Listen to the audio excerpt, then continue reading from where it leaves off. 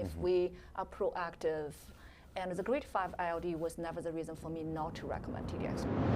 So we've talked about all these extraordinary efficacy outcomes in DESIUM-Breast09, which are certainly impressive and would be, a great improvement in clinical care for our patients. But all this comes at a price, doesn't it, in terms of toxicity?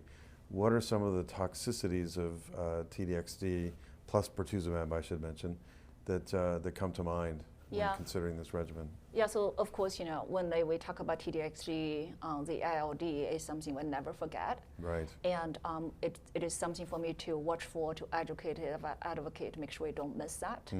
Across all the clinical trials, it's about 10%.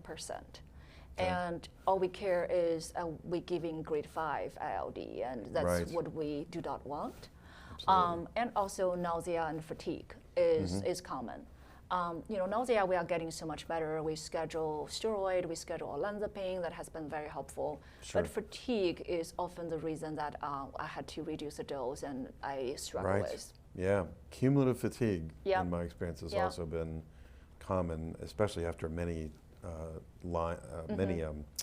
cycles of T-DXd in the metastatic setting. Yeah, and alopecia can be a conversation too. In a way, when you think about Cleopatra, they all lost hair from taxane, but later on when they put on maintenance, the hair would grow back. Yep.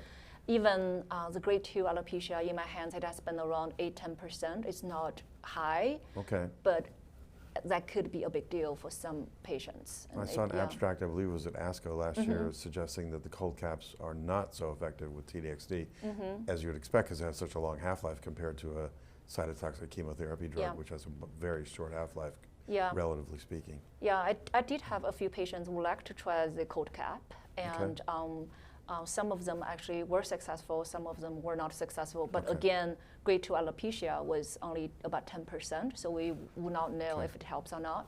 But I was disappointed to look at the abstract too, because that 10% typically is the one who cares the most actually about the hair. Now you mentioned grade 5 ILD, which is obviously the most feared. Yeah. I understand there were a couple of cases in DESIUM-Breast09, so about 0.5%. How do you talk to your patients about that risk? What's the message we need to know about that? I truly educate everyone and make sure we don't miss that, and I educate them that upfront that we have about 10% of the chance to have these severe side effects of the ILD, and I teach them if there is symptoms and make sure you call us right away and make sure everyone is educated. I'm so fortunate that I have been using T-DXd quite a bit in the past 6 years, and I have not had any grade 5 yet. Me too. Yeah, but I truly think early detection, education, and advocate everything is really important too. Really important. So hopefully we will never have to deal with that. But my understanding has been typically grade 5, it's either later recognition or later detection. If we are proactive, and the grade 5 ILD was never the reason for me not to recommend T-DXd. Okay, interesting.